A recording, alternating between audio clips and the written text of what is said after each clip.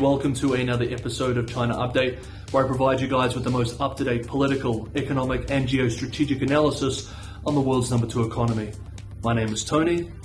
Let's jump in. Okay, happy Monday everybody. The big news is, of course, Premier Li Keqiang's government work report was released yesterday, Sunday, at the National People's Congress as part of the annual political gatherings known as the Two Sessions. With several surprises already exciting markets, there is a lot to cover from this report, which is what today's video will do. What is currently getting the most headlines is the 2023 GDP target. China has now officially set its 2023 target at, quote, around 5%, end quote. Now, while this may sound like a decent rate of growth, it's being described by some commentators as modest and even disappointing, especially considering that it's coming off a low base of 3% in 2022. Goldman Sachs, for example, predicted gross domestic product would grow 5.5% this year. One Bloomberg commentator asked today, quote, why is Xi's administration setting such a low bar and feeling so conservative? Does it mean the regulatory restraints are not yet over? End quote. However, other commentators point out that this target is in line with previous market expectations for full-year GDP growth of between 4.8% to 5.6%. We remember that last year, the target, which was not reached, was, quote, around 5.5%. End quote. China's official economic growth targets have been trending lower over the past decade as policymakers have sought to rein in the country's growing debt burden and stimulate more domestic consumption.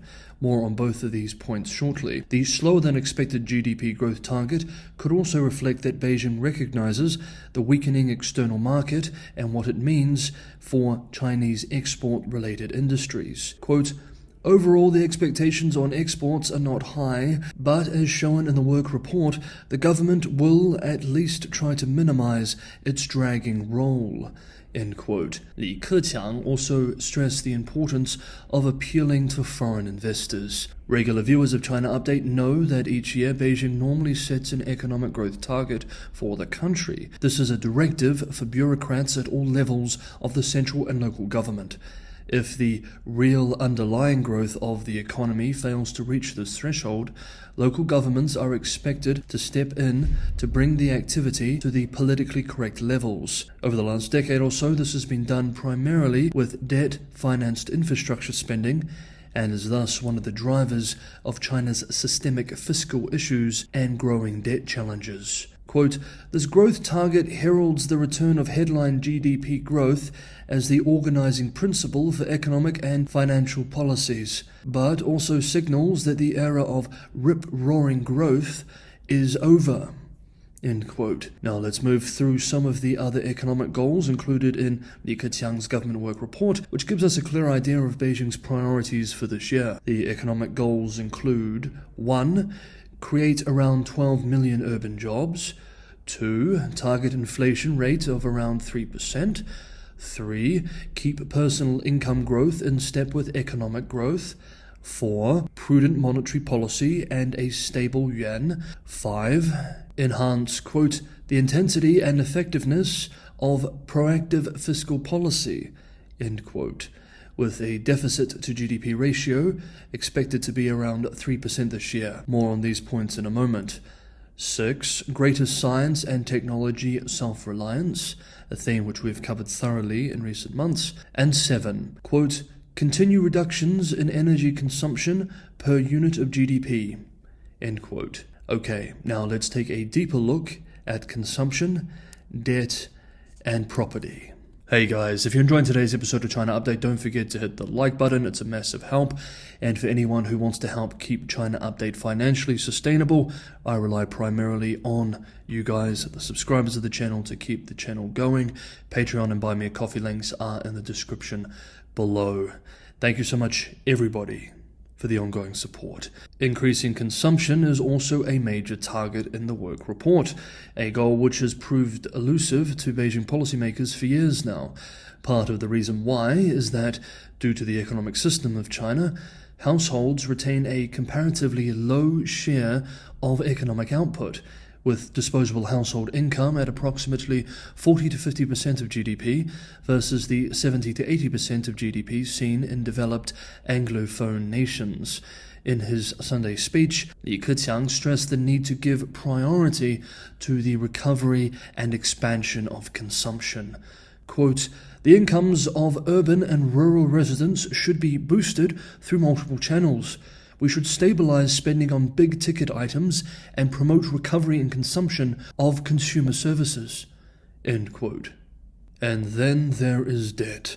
The quota for local government special-purpose bonds was set at 3.8 trillion yuan, $550 billion, up from last year's 3.65 trillion yuan target, but down slightly from the 4.04 trillion yuan that was actually sold in 2022. This quota is closely watched by investors as an indicator of how strong infrastructure investment will be, which itself affects global commodity prices as well as other markets. Combining with the general bonds, local governments are expected to sell a total of 4.52 trillion yuan in new debt this year.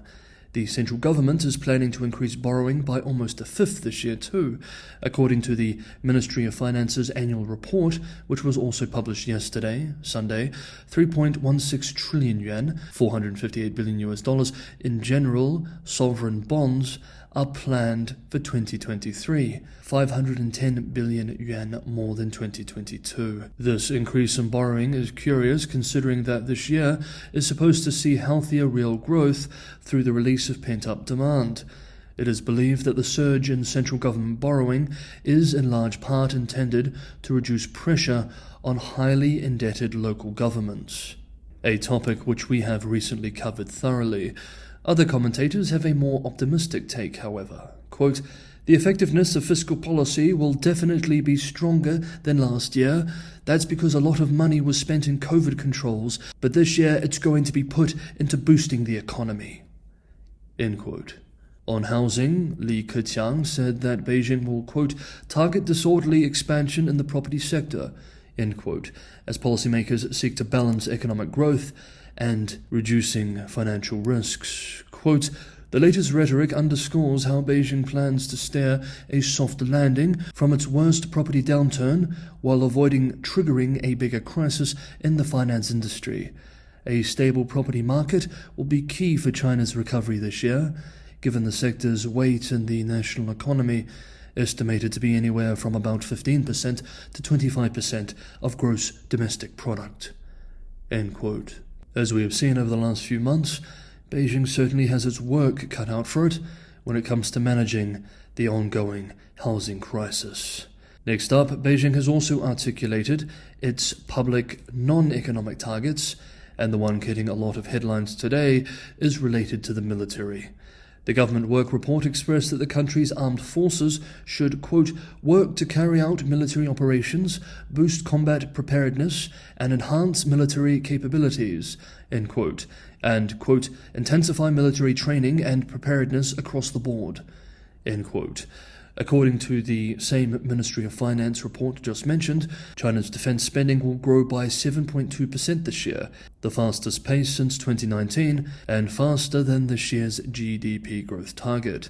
Military expenditure is expected to rise to 1.55 trillion yuan, $225 billion in 2023, the second highest level in the world. Of course, in first place is the United States with a budget of $773 billion in 2023. General Secretary Xi Jinping has set 2027, the 100th anniversary of the People's Liberation Army, as a deadline for the construction of a so-called world-class force. Some Western commentators, including General Mark Milley, chairman of the U.S. Joint Chiefs of Staff, have warned that this may mark the year of an attempted Taiwan invasion. The increase in military spending could also simply be in response to China's worsening relations with the US and several neighbors. We remember that Beijing is aware that several neighboring countries in the region have increased military spending due to mistrust or fear of the People's Republic of China. Quote, "This increase feels in part a reflection of the growing increase in military spending we see globally and regionally. while also a reflection of increased sense of threat in Beijing and a need to be prepared for eventualities. Taiwan will clearly be seen as an important focus, but my view would be that Chinese preparations go farther than this and remain about building a globally competitive military." End quote. With the increase in military spending, Beijing is seeking to calm nerves too. Quote, "The modernization of China's military will not pose a threat to any country. On the contrary, it will only be a positive force for safeguarding regional stability and world peace." End quote. On Sunday, Premier Li said in relation to Taiwan that Beijing would, quote, "advance the process of peaceful reunification." End quote. China also plans to increase its public security budget by 6.4%, the fastest pace in half a decade. This could be in part a response to the widespread protests seen in November of last year, which could have played a decisive role in Beijing's decision to suddenly abandon zero COVID and open up the country in December. Okay, that is today's episode of China Update. Thank you so much everybody for watching. Have a wonderful day, and I will see you all tomorrow.